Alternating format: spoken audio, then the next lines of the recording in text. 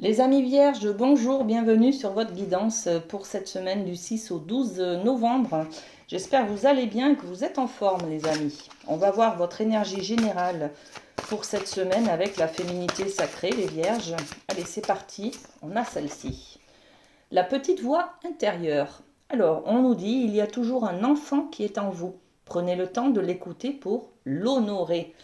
Voilà, on va peut-être avoir besoin d'écouter, de s'écouter, de se prioriser aussi, hein, d'écouter nos besoins. Il y a peut-être des blessures d'enfance qui remontent à la surface. Alors, qu'est-ce qu'il y a? Voilà, il y a peut-être un déclencheur, il y a peut-être un événement, il y a peut-être des personnes qui vont être là autour de vous et qui vont vous faire remonter cette énergie d'enfant intérieur en fait, hein. Bon, on va développer avec les miroirs. Qu'est-ce qu'on a sur cette énergie de la petite voix intérieure? Merci. Le rêve. Où sont vos rêves, les amis vierges? Est-ce que vous avez besoin de réaliser, de concrétiser, là, cette semaine, un rêve d'enfant, peut-être? D'accord? Est-ce qu'il y a besoin aussi d'écouter vos rêves? Alors, qu'est-ce que je mets de plus sur cette carte? L'examen. Il y a peut-être un examen de conscience. On fait tous à un certain âge un point sur notre vie, sur ce que l'on voulait créer comme vie quand on était enfant justement, hein, d'accord. J'ai des rêves d'enfant, est-ce que je les ai concrétisés? Voilà, j'arrive à un stade de ma vie où je fais le point. Qu'est-ce qui me manque? Qu'est-ce que j'aurais voulu mettre en place et que je n'ai pas mis en place, voyez? Sinon, on est aussi sur le fait d'avoir réussi quelque chose. On a peut-être réussi à dépasser un cap, je sais pas moi, avoir un enfant peut-être, et ça nous renvoie sur notre petite voix intérieure de quand on était enfant, vous voyez, on fait peut-être un transfert sur nos enfants. Bon, vous mettez à la sauce à votre vie, d'accord? Ok. On va aller voir au niveau de l'amour avec la triade ce qui se passe. Alors, les vierges, qu'est-ce qu'on a pour les vierges? Ok, waouh, regardez, la lumière en amour, magnifique. Puis on a trois cartes du coup. Donc on a la lumière, on a l'arme. Ok, il y a quelque chose de très lumineux pour vous, hein, l'amour, peut-être une nouvelle personne qui vient vers vous. Beaucoup de chaleur humaine en tout cas, hein. Vous vous sentez peut-être entouré. Il y a peut-être une célébration avec des amis ou avec de la famille, hein, autour de vous, hein, les amis, hein. Et puis on a l'arme. L'arme, c'est peut-être être armé pour se défendre contre des critiques, contre, je ne sais pas, ce qui peut se passer dans votre vie amoureuse.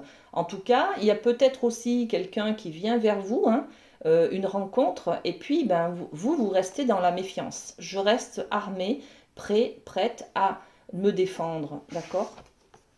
Ah oui, ok. Et puis on a le malheur, donc le deuil de quelque chose. Alors justement, ça peut être une belle rencontre là, et vous, vous êtes plutôt dans l'énergie où je suis prêt à me défendre parce que il y a eu une histoire d'avant, du passé qui m'a un petit peu, qui m'a blessé. Donc je suis un peu en mode guerrier, guerrière, hein, d'accord? Bon, je vais aller mettre un peu plus de cartes avec les miroirs sur ces énergies. Qu'est-ce qu'on met sur la lumière?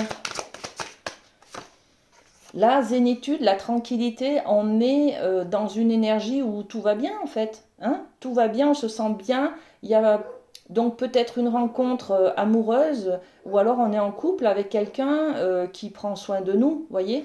Bon, ok. Sur l'arme, qu'est-ce qu'on a? Ah, l'arme, c'est se défendre par les mots, avec la parole. Il y a peut-être une critique justement, hein, qui est là.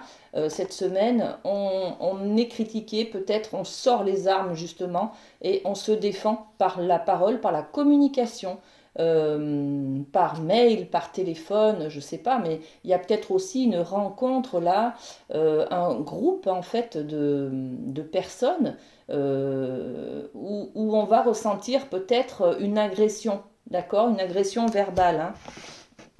Ok. Sur le malheur, qu'est-ce qu'on met?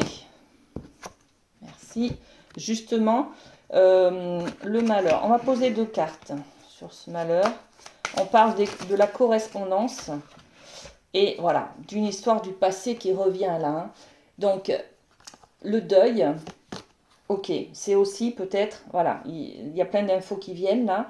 C'est peut-être aussi au niveau de l'amour une thérapie. C'est-à-dire, j'ai besoin d'être dans cette énergie de tranquillité, de zénitude par rapport au fait que j'ai été dans le passé. Regardez le boomerang. Le boomerang, c'est une histoire d'amour du passé qui revient sur le feu de l'action, là. Hein. D'accord? Il y a peut-être quelqu'un du passé qui revient vers vous, là. Hein. Par tout moyen de communication. Donc, un ex qui reprend contact avec vous. Une histoire, peut-être un jugement qui est décidé cette semaine concernant un divorce, peut-être il y a quelques temps. Voyez bref, il y a des nouvelles, des communications en tout cas qui reviennent là. Vous allez avoir des nouvelles sur une histoire du passé. Euh, et puis sur quelque chose que vous avez clôturé, hein, qui vous a blessé, hein, vraiment, hein, qui vous a blessé. Mais il y a l'énergie de clôturer quelque chose là cette semaine. D'accord? Bon, ok. On va passer au domaine professionnel, les amis vierges. Alors, pour cette semaine professionnelle, qu'est-ce qu'on a? Allez. Eh bien, on a 3 cartes. Alors, au niveau pro, on a le lanceur de filet qui nous parle de préparatifs qui portent leurs fruits. On se prépare, on prend de l'expérience, on planifie, voilà, cherchez le mot, on planifie, on fait des préparatifs sur l'avenir, on est peut-être en train de préparer un nouveau travail, on est peut-être aussi dans une nouvelle qualification du coup pour être prêt pour ce nouveau travail, voyez. Bon, on va voir ce qu'il y a d'autre. Profond silence, méditation. Là, on va parler d'intériorité, hein. On va parler d'intériorité et cette préparation, là, ce nouveau projet, on n'en parle pas justement. On le garde pour soi. On n'a pas envie de l'étaler à tout le monde. D'accord? Et on a la croisée des mondes, se sentir bien dans 2 états. On est là-dessus. Il y a une préparation pour changer de travail, pour avoir un mode de fonctionnement professionnel différent.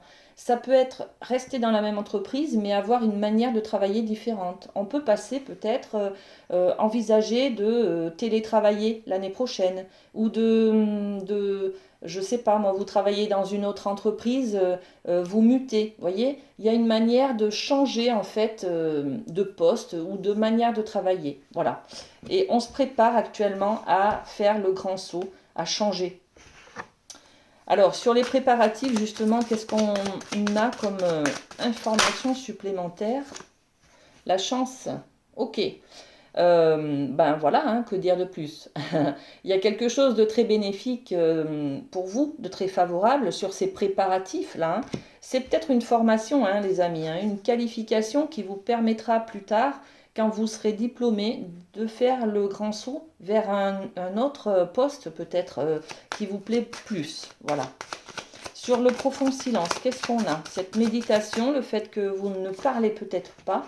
Il y a aussi, voilà, ce côté professionnel, cette formation, là, peut-être qu'elle vous renvoie de belles choses pour vous.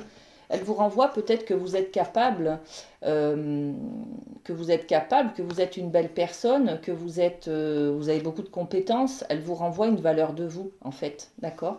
Donc c'est tout intérieur, mais n'empêche que c'est très très bénéfique. Et on l'a, hein, la carte de la chance, là, hein, ces préparatifs qui s'annoncent là. C'est très bénéfique sur votre manière d'avoir une valeur de soi, d'accord? Croisée des mondes, qu'est-ce qu'on a? Croisée des mondes, c'est aussi, ah bah tiens, la croisée des mondes, c'est changer. C'est changer, et là on a le carrefour, on va prendre une autre orientation. On le sait, hein, on se prépare là, hein, d'accord? On a déjà l'information, on se prépare à changer, hein, à changer de voie, à changer de manière de travailler. On est là-dessus, ok? Très bien. Et ben pour terminer cette guidance, on va prendre un petit mot de la boîte du lâcher-prise, les amis, pour vous. c'est celui-ci. J'arrête de me regarder vivre. Et si nous arrêtions de nous regarder vivre et trop souvent souffrir? Nous pourrions alors penser moins et agir, agir et encore agir, sans nous accrocher à ce que nous croyons, mais en nous laissant porter par le courant de l'existence. Quel beau message pour terminer cette guidance. Prenez soin de vous les vierges et à très bientôt. Bisous bisous.